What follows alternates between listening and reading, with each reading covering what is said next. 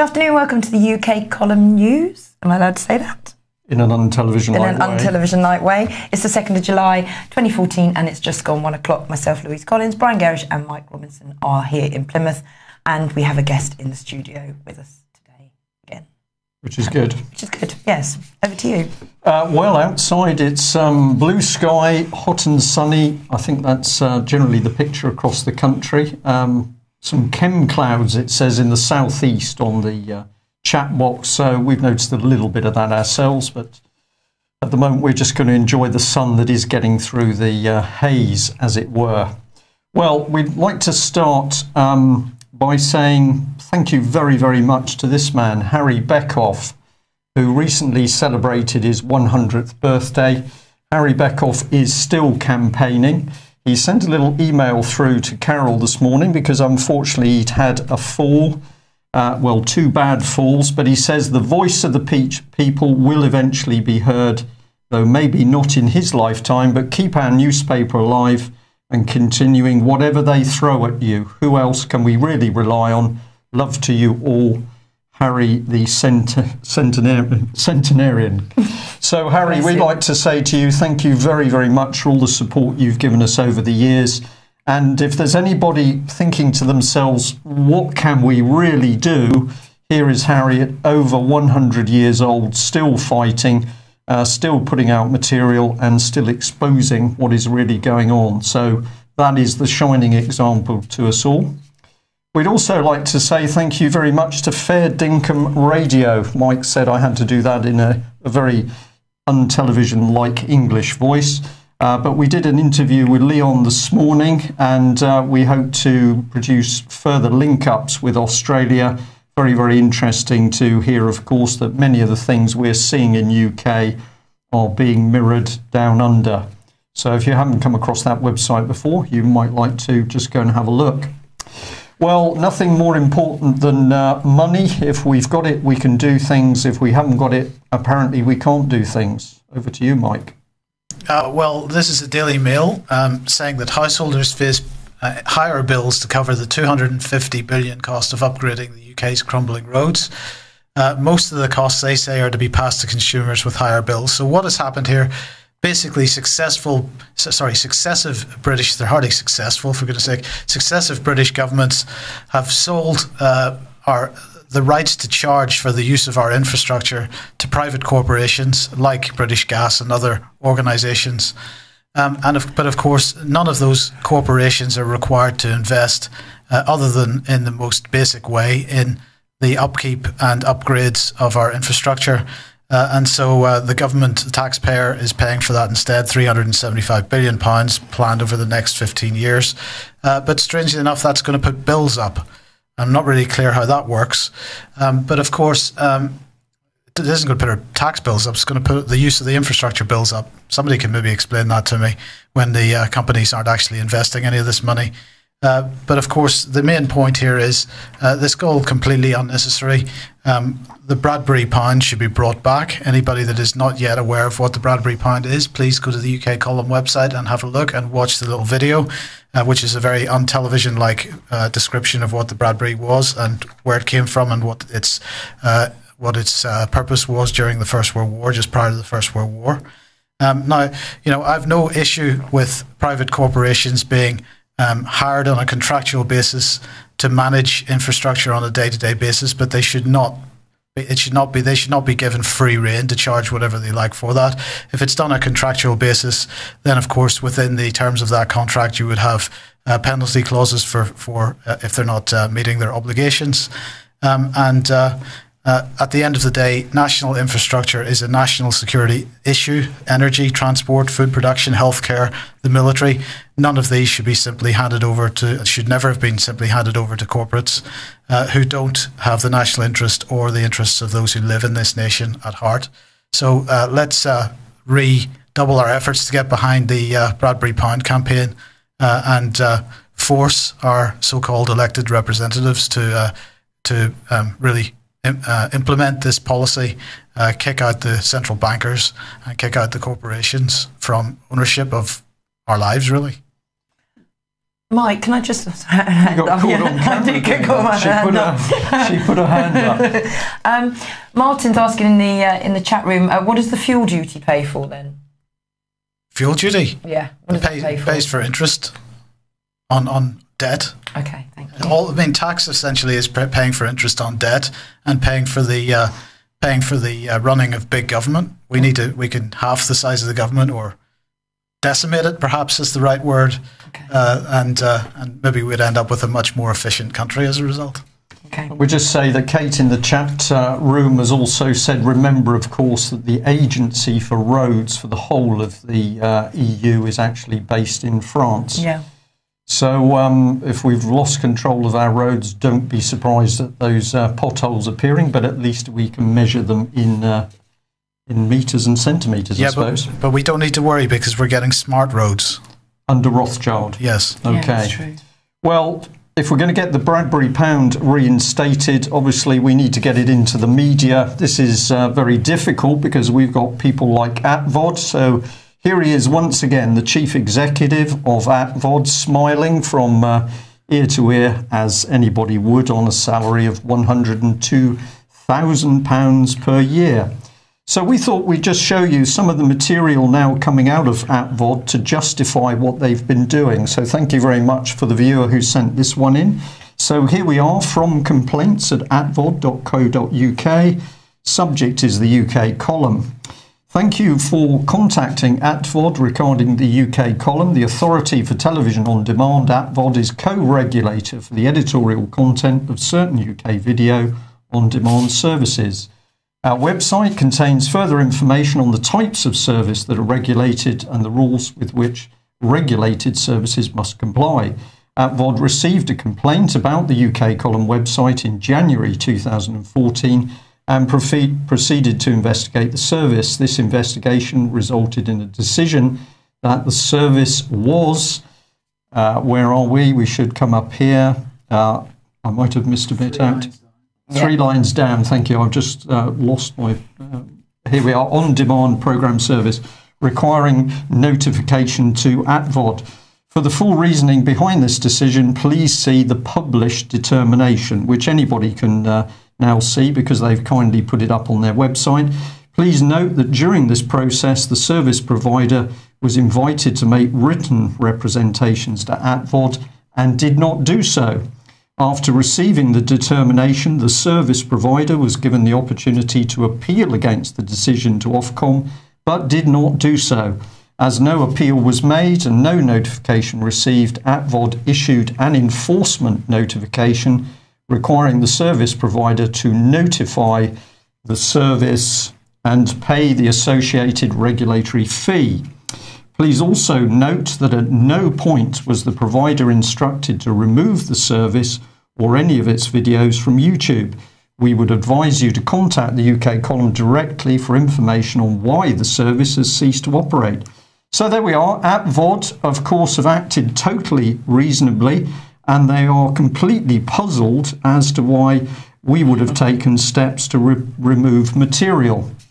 Well, let's have a look at this in a slightly different way. Mike's got his hand just up. Before you do that, can I just address one issue here, Brian? Of course. And that is the issue of the fact that we did not send them written representations. Am I preempting something here? If you just cover it briefly, because I think your comments are going to be more effective when we just do the next one. Right, okay. Well, basically, it was as a result of multiple telephone conversations with ATVOD where it was clear that there would be no benefit to making those representations, right? So there was no clear avenue for us to go down which would have prevented regulation, and so there was no representation made. But that was following many informal, no formal representation, that is following many informal telephone representations and basically getting a negative response in every case. Yeah, and a very important point. So if we just follow things through a little bit differently, our experience of ATVOD from the outset is that they threaten, intimidate and bully people. So let's bring in the first letter. Obviously, Mike, if you want to comment on this, you are the ideal person. But essentially, here we've got the first letter which says, we've had a complaint and we think you've broken Rule 1, Rule 4 Rule 11, so the requirement to notify an on-demand programme service, requirement to pay a fee, and the requirement to ensure that children will not normally see or hear material which could damage their development. So we start off with a letter which is clearly threatening as a result of an unknown complaint, and technically we still don't know who has made that complaint, but we may have some more information on that. So let's put that letter to one side, and then what happened was, of course, a second threatening letter, a notice of determination. They've now had a secret meeting, and the good news is we've only broken 2 rules. Rule 1, requirement to notify an on-demand programme service, and Rule 4, the requirement to pay a fee. Luckily, the UK column has not been harming the development of children, nor have we been showing any extreme pornography of the sort usually passed by the British Board of Film Censors.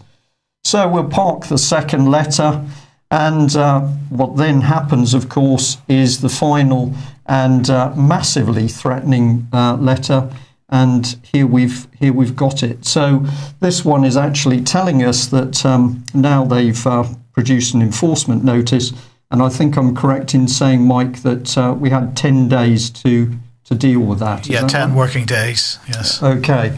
So if you deal with ATVOD, what are you going to get? You're going to get threatening letters, and if you just bring that one off screen for a moment, Mike, that would be helpful. Essentially, you're going to get threatening letters. We'll show you that in a bit more detail. You should be able to read some of that on screen now. Here we are.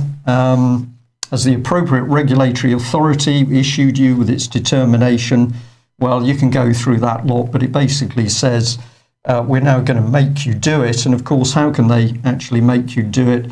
Well, they can issue a £250,000 fine. But we're nice people. We're able to discuss things as long as you join our club, and we can regulate you. We're not actually going to fine you. So this is the true position that ATVOD started out, of course, on its website, threatening anybody with a £250,000 fine, in this case the UK column, if we don't allow them to regulate, but now says that the UK column was given a free choice in the decision, a decision, of course, taken behind closed doors with no set rules.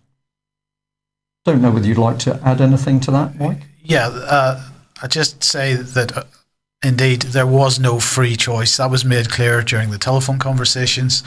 Now, I understand that some other people have had subsequent conversations with ATVOD, and perhaps the language that they're using has been softened somewhat in the last few days. Whether that hardens up again at a later date remains to be seen. But the fact of the matter is there was no free choice. They were telling us what was going to happen, and while we could make determinations and appeals, of course, that simply draws us further and further into their world, and that was not something we were intending to do, particularly not after the things that were understood following the telephone conversations. Yeah. So please don't assume that we simply ignored these people. We did not. We did everything that we could to understand exactly what service they wanted us to perform, and basically we came to the considered decision that was not somewhere we wanted to go. Yeah. So do have a look at the ATVOD website if you haven't been there, and have a look at their business plans, their corporate development plans. Of course, the basis of this is the more people they can draw into the spider's web, the more people they can fine, the more money they can make, the more they can pay themselves. But it's been interesting to see people thinking about what's going on here. So Tim kindly sent us an email. Hi, Brian, folks. It looks clear to me that ATVOD are overstepping their remit and it shouldn't apply to you. And obviously he highlights the guidance notes there to provide regulatory protection in circumstances where the parallel with television is such that audiences would reasonably expect it. And then he says, can ATVOD really claim that the audience would expect a YouTube channel like yours to be regulated like TV? Can they really claim they are parallel? I think you could argue the audience comes specifically because it's not. UK columns not regulated. The directive and Part 4A of the Act are therefore intended to cover on-demand and broadcast television audio-visual media services which compete for the same audiences. Services which compete for the same audiences, name one TV programme which is in competition with the UK column. I can't. Well, thanks, excuse me, thanks, Tim, because we understand where you're going with that one, but this is our response. And the key bit is to realise that ATVOD are a law unto themselves. So we said back to Tim, your analysis appears correct to us, but you've missed a key point. It does not matter what ATVOD guidance files state, because ATVOD themselves state that their regulation is an evolving art, and they simply make up the rules as they go along. That being the case, there's no counter to ATVOD at law, because they make the laws, and by consenting to this, the British public is giving consent to them making the law behind closed doors. So the legal beagles out there can have a think about that. Our decision was to sidestep these people. In our view, we do not consent to what they're doing. I think many people would look at what they're doing and saying it's fraudulent. You can't make the law up in this country unless you're David Cameron and the government, of course. So what's going on? Well, this is another one, a letter that's been pushed through about ATVOD. Dear Sir or Madam, I'm absolutely incensed to find that all YouTube posts by UK column have been taken down and their daily contributions have ceased in the excellent amateur format that they had adopted. It appears that they have felt a need to do this because of ultimatums issued to them by ATVOD. To put it into layman's terms, the choice they've been given is to pay to be regulated or face a fine that would obviously financially ruin their small team of volunteers. Totally on the point. I believe that they've been accused of producing on-demand and television-like YouTube posts. This is quite ridiculous, as the term on-demand is interpreted and defined by most as being synonymous with paying to view. As I said, UK column is entirely voluntary and completely non-profit making. Also, they have no interest, influence or funding from any government or corporate structure. Hence, it's completely unreasonable that they should be liable for any charge. He goes on to talk about common sense, and basically we'll give you the final paragraph. Regrettably, unless common sense prevails on this matter, I feel it's my moral duty to do all I can to protest, as the already limited freedoms of everyone seem to be under threat. I hope you will consider the issues raised in my complaint and re-evaluate your position. So, excellent. Thank you very much. I think this is from Sean. Thank you for what you're doing. This is what is needed for the wider British public to now start taking on the tin pot dictatorship, which is ATVOD. We say, if you're of a weak disposition, please turn away. And here she is, Ruth Evans, the chairman of ATVOD. And we just want to make entirely clear to people that when we said this organisation makes up the rules, here is one example of actual proof. This is media convergence and its public policy impact.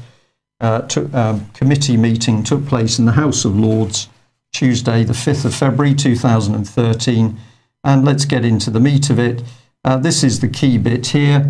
It says that you have trouble with defining the services, and Ruth Evans says, yes, it is an evolving art.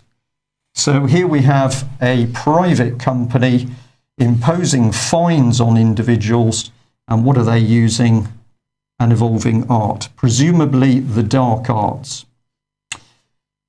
And on the subject of that, I think it's over to very dirty, devious dealings in Westminster. Indeed. Okay, Simon Danczak has called on Leon Brittan to make public about what he knew about the Westminster paedophile ring. According to Danczak, a dossier was handed to Leon Brittan whilst he was Home Secretary back in the 80s. Cyril Smith's crimes were hushed up because, according to Danczak, he was part of a network of people protecting each other. The police have also confirmed Smith was a visitor at Elm Guest House, and victims have confirmed other high-profile establishment figures attended the South London Guest House. apparently Conservative MP Geoffrey Dickens gave Brittan a dossier of allegations, but this has never seen the light of day. So we've got these two interesting headlines, haven't we, Louise, from the BBC here. So we've got Leon Brittan urged to comment on the 1980s paedophile dossier.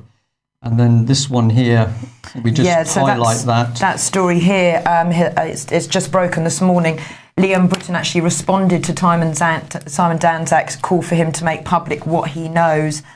Brittan has said that he asked his officials to look carefully at the dossier and to report back to him if action needed to be taken. But apparently Mr Brittan doesn't recall being contacted again on this matter. And the statement that was released this morning said, Brittan said, as I recall, he came to my room, that's speaking about Mr. What's his name? Where is it? Who handed it? Don't worry. No, him. Yeah, the guy who handed him the dossier apparently came into my room at the Home Office with a substantial bundle of paper, and he said, as is normal practice, my private secretary would have been present at the meeting, and he told Mr Dickens, that was it, who was holding the documents, I told Mr Dickens that I would ensure that the papers were looked at carefully by the Home Office and acted on as necessary. So you say you get a dossier which is about horrific abuse of youngsters by adults connected in with Westminster. Yeah. You say that you're going to ensure that you're going to look into the ramifications very carefully. You hand over the dossier. You don't keep a copy. You hand over the dossier.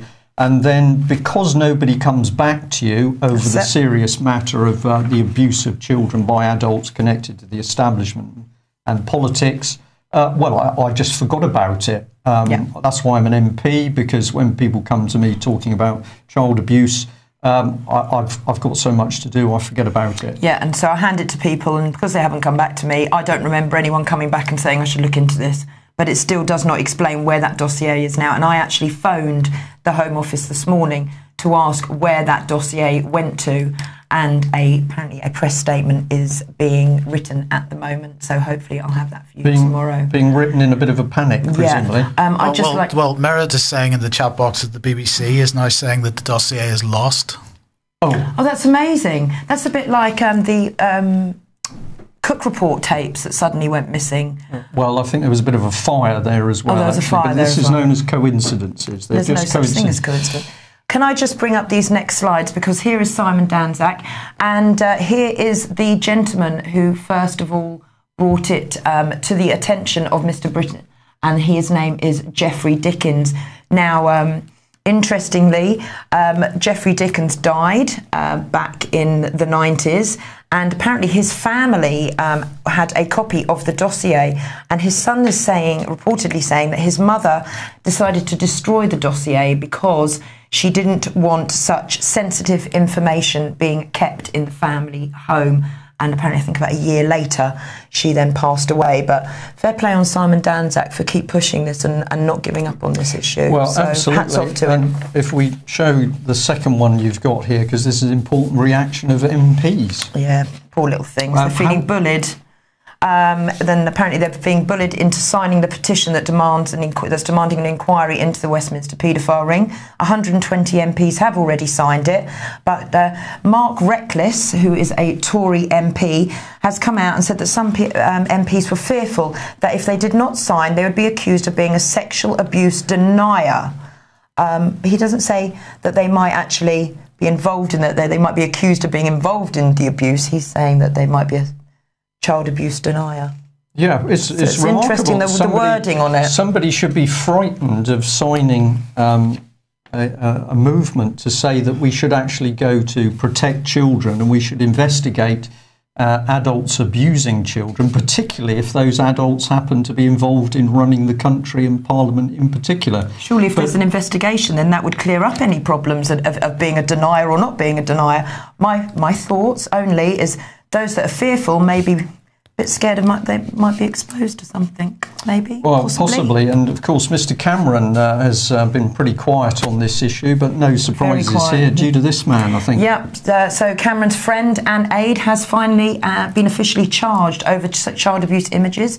Patrick Rock was first arrested back in February. He was head of policy and a close friend of Cameron's. He has been charged with 3 counts of making indecent photographs of children and 59 indecent images of children. And amazingly, Brian, I don't know what your thoughts are, he's actually been let out on bail. And he's due to appear in court tomorrow, but he has been let out on bail. And this was back in 27th of June, so he'd have been let out on bail for a minimum of a week. Well, about a week. He's been let out on bail. I think this is appropriate, because if you're connected to abusive images, or you've... of course, we've got to wait for this process to go through trial. So we're speaking generally that if you've been involved in child abuse, it's only appropriate you should get bail, because, of course, the people we need to make sure are locked up and don't get bail are the people trying to protect the children. So there is a logic to this. We see the British government at the moment actively working, at present under the hand of David Cameron, to cover up child abuse and to protect the people perpetrating at high level, if they're involved in politics, if they're involved in the Conservative Party, if they're involved in the establishment. So this is the same David Cameron's government that's dictating how Libya should run the country. Yes. Or we're saying, well, you Ukrainians need to do as we the British say. David Cameron dictating to the world, what does he do at home? He's helping to protect paedophiles. And I'm very happy to say that. So we get clues as to what's going on. Pretty blank slide here, but very, very important. If you just Google this, the Kinsey Institute Exposed, you'll find a very comprehensive document warning about what Kinsey has been up to with regard to sex education and over-sexualising children. And of course, what we've now got is the UN promoting these very policies. And this is the policies that you've been talking about, Louise, over-sexualisation of children.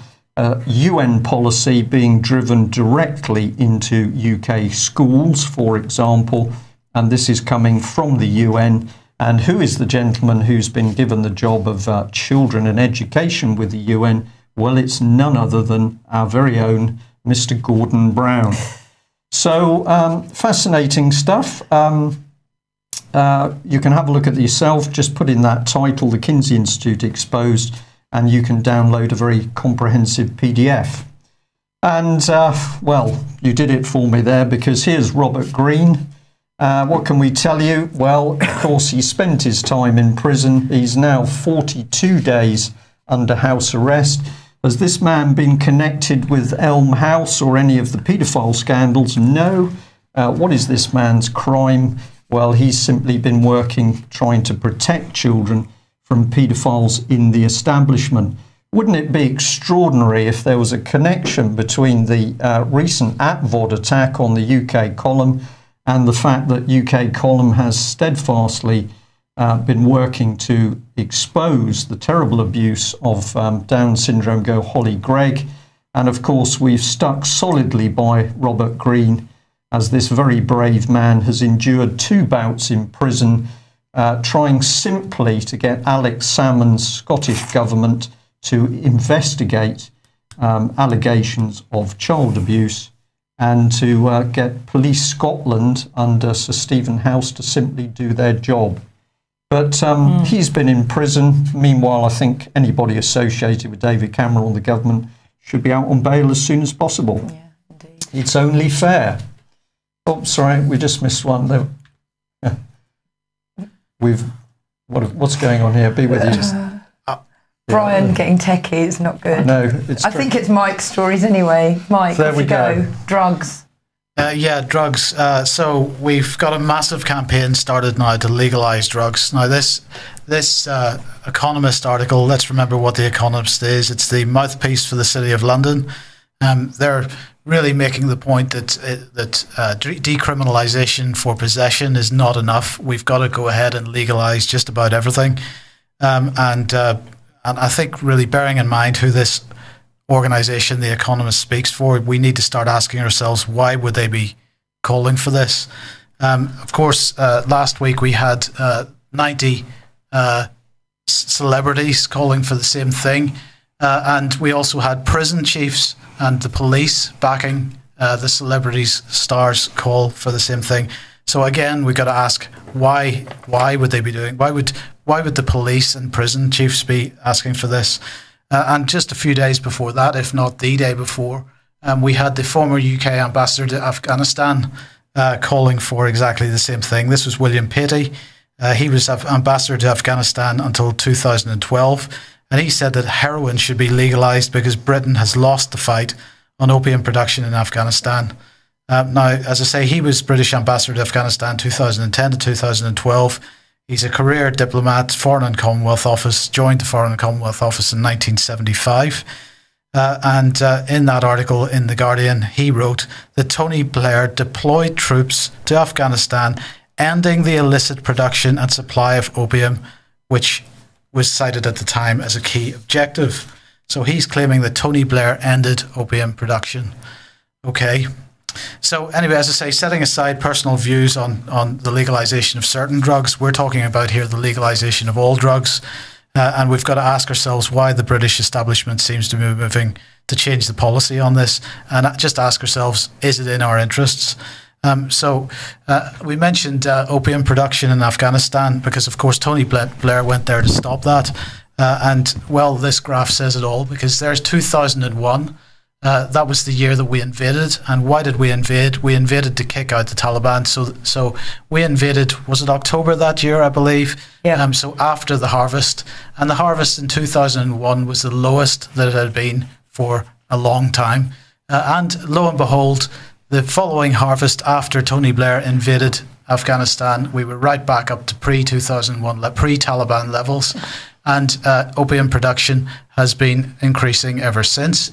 And in fact, this I think is a more stark graph because it shows the dark orange bars are the Afghani opium production, and the other bars are for other countries and the rest of the world. And we can see that the proportion of opium and heroin on the streets has been mainly coming from Afghanistan, while prior to the 2001 invasion of Afghanistan, there was a larger proportion coming from other countries. Now, so Afghanistan has become the main provider of heroin on the planet, and we need to say that that is mostly from Helmand province and mostly under the watchful gaze of the British Army, unfortunately. So no matter what your personal view is on the issue, we need to ask ourselves why the British establishment wishes to legalise drugs at this time. Could it be that hiding the flow of drug money, as a form of propping up the financial system is becoming a lot harder? Could it be that they need the tax dollars? I think that's probably part of it as well. But I think it's also because they want to encourage a greater population onto hard drugs. And I'll just make this final point on this. We have now started, if we've reported this on this programme before, we have now started growing opium in this country because the NHS cannot find a supply of opiates for pain relief. And yet we have Afghanistan, which we are mainly in control of, the largest province which is producing this opium, and we cannot buy from the farmers in a legitimate way. Instead, all the Afghani opium is going onto into illegal heroin trafficking, and this has clearly got to change. But legalization, they're just attempting to raise tax dollars here, it seems to me. Yeah, the statistics say it all, don't they, really? Somebody needs to regulate against this, actually, Mike. Possibly. Yeah, superbugs. Superbugs. David Cameron has said antibiotic-resistant bugs will send the world back to the dark ages, so the UK will lead a global effort to develop new, stronger drugs to battle the biggest health threat facing the world today. So, who does Mr. Cameron get to look into this and do some investigations? Well, believe it or not, it's Jim O'Neill, and he's former ex-chief economist at Goldman Sachs. So I'm just a little bit confused as to what sort of CV and experience this chief economist has on superbugs. Has he got any medical experience? No medical experience at all.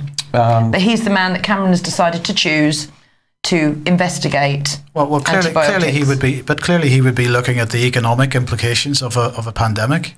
Right. Right. So, well, we can't get a banker to investigate the child abuse in UK, of course. That would be, I don't know, Coles to Newcastle, maybe. So staying Ebola. on bugs, Ebola. Deadly Ebola virus seems to be spreading now rapidly through West Africa, and health workers have finally now put out a plea for urgent international help to control the virus.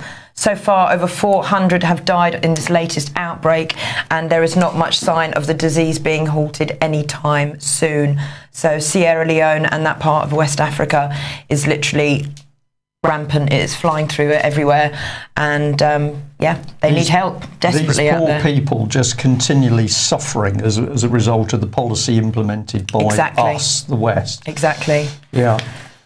And this just gets better with regards to bugs. So Cameron's saying that there aren't enough antibiotics, they're not resistant enough.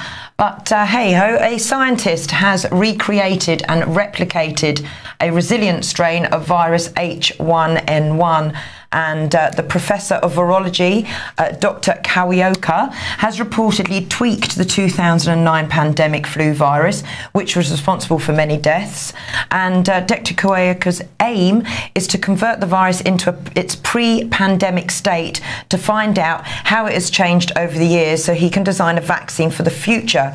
But many critics have now come out and said about the experiment, saying if the virus was to escape his laboratory, the human race would be completely defenceless against it, as no vaccine, no antibiotic will touch this new strain that this Dr. Death has developed in his laboratory.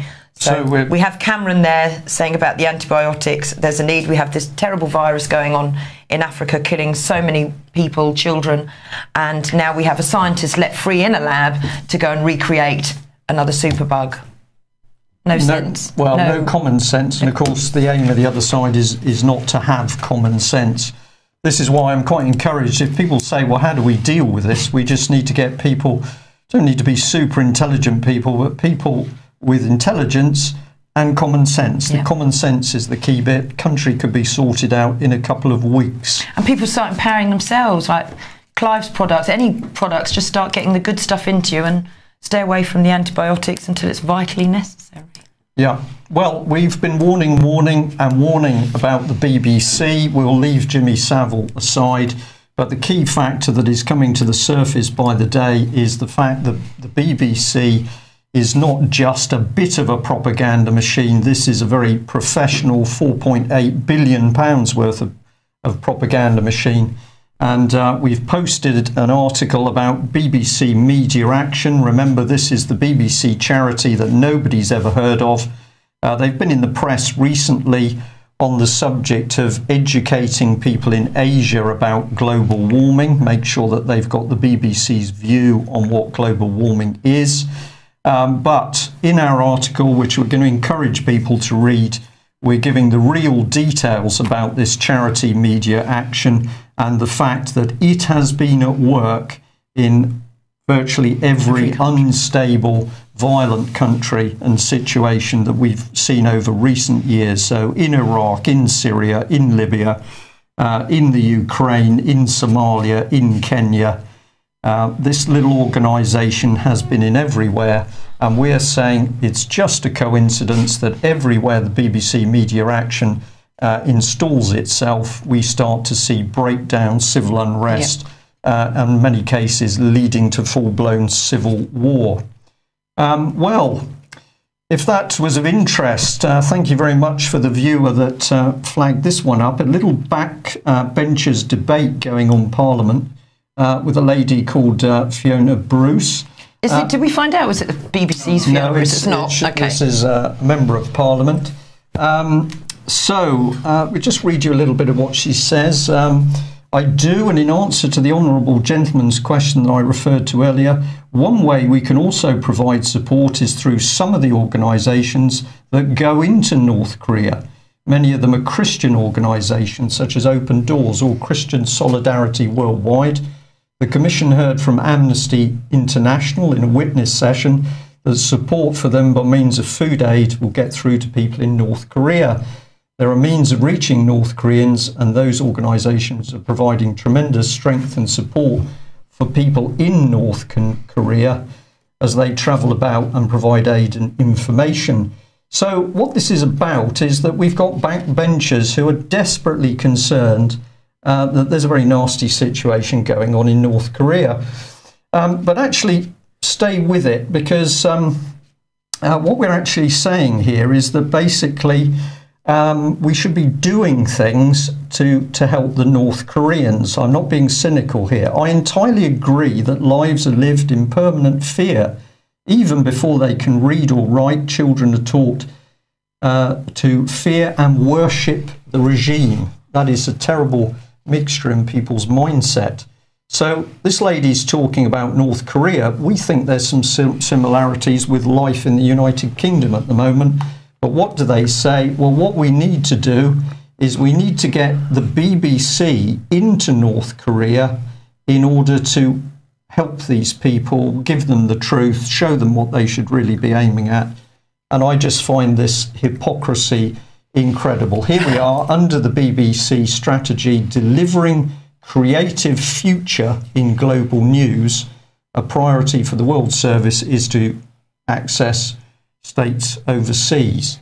And the debate went on a little bit more, and up popped the name of my favourite MP, Gary Streeter. This is the man, of course, who was banging the table to get us bombing Syria. Let's get the weapons into Syria. And what's the significance here? Well, Mr. Streeter, you've been extremely indulgent by saying that if the BBC persists in being unwilling to broadcast into Korea, a solution will be found elsewhere. And what we're going to do, we're going to set up an independent radio station broadcasting from the UK into North Korea. Yeah. Unless they're regulated, of course. Get ATVOD to them. It's pretty phenomenal, really. Well, I'll just give you this one, which we've also been told about. I should have the full website, but what we're talking about is television for the armed forces. And it now appears that the government is so concerned about serving personnel, particularly those overseas in Afghanistan, for instance, receiving live broadcasts from organisations trying to tell the truth, that they seem to be setting up a complete armed forces television network which will only contain the very best in programming. So you might like to have a look at the website. You'll find this pretty quickly if you just Google Armed Forces TV and do have a look at the charity behind it. So talking of armed forces, it probably brings us very nicely to wars overseas and Obama, I should think. In fact, it's really your comment about arming the Syrian opposition, because Barack Obama intends to spend $500 million on the Syrian opposition, arming them and providing them with training. And a number of people are commenting about this in the United States. So here we've got, well, before we say this, we have been reporting that the US Congress is really pretty apoplectic at the moment about the fact that Obama is behaving more like a dictator every day. He's making executive decisions about going to war, which he says he doesn't need to ask for permission from Congress about, but merely needs to inform them of his dictatorial decisions. So this is Congressman Walter Jones, who's been also calling for Glass-Steagall banking reform. And he wrote a piece here in which he concluded, most importantly, any time our military is involved in training foreign fighters in a hostile environment, the chances are that US lives will be lost and that the situation may escalate. As Commander-in-Chief, the President should understand that we cannot risk spilling further American blood in yet another unnecessary foreign intervention. For each of these reasons, I stand in firm opposition to congressional authorization of the $500 million in aid. I call on my fellow members of the House and the Senate, and so on.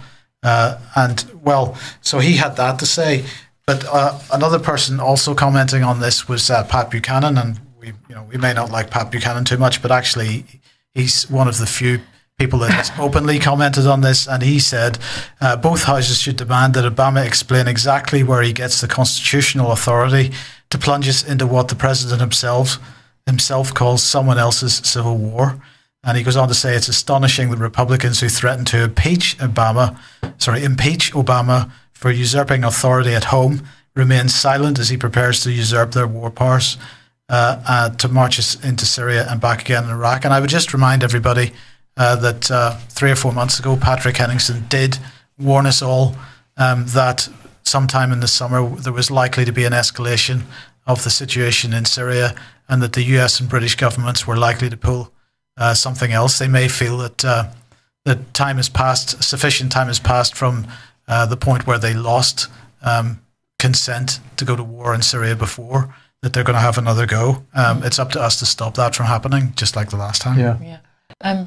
Did you know Obama's apparently up for another Nobel Peace Prize? Did you know that? Yeah, he's up for another. It's just crazy, isn't it? I was going to say something, it's gone straight out of my head, actually. Oh, well, of course, yes. The food banks in America, many people in the States can't feed themselves. They're living out of tents and caravans. But if you need to get more weapons, explosives into a country, all of a sudden $500 million created out of nothing, presumably by the international bankers. It's amazing. It is. Oh, no. Okay, you do that and then I'll... Yeah, we're having a little bit of an intermission in this programme today. We're going to end by saying thank you very, very much to all of those who have donated over the years, and particularly those who do so quietly. We do get donations from people that never come with a name or address, so we don't know who you are, but we're going to say thank you very much if you are kind enough to send a donation to us. And we know we can't do without you, and we do appreciate your generosity. So this is really a big thank you to everybody who donates or takes a subscription for the column, but particularly for the people who have done over many years, and we have no idea who you are. And somebody sent us this very nice little handmade card, which is on the right-hand side of the screen there. Yeah, because we've never done big fundraising campaigns, and it's just been the three of us in this little office, and we do what we do, and we just depend on our subscribers to the ukcolumn.org. So if you'd like us to continue what we're doing, please tell your friends and ask them to subscribe to the ukcolumn.org. Okay. We're going to end there because the temperature in the studio is now about 120 degrees. Can we just not finish yet? People in the chat room, Mike, are asking, if it's not too TV-like, to ask what time the live stream replays this. Is that allowed to be asked? That would be too TV-like. Oh, too TV-like. Yeah. Okay. Because that would turn us into providing a linear so linear people schedule. Are just going to guess when it's on. When it's repeated. Look, obviously, yesterday's exercise didn't go quite to plan because for some reason people, well, first of all, the download was extremely slow. Maybe that was because of the number of people trying to download it, but also I think there was a bit of corruption or something. I mean, we played the same video out subsequently yesterday afternoon and didn't have any problem, but people were having problems with the download. So I'll do something else again about it this afternoon, and we'll let people know in the forums later on.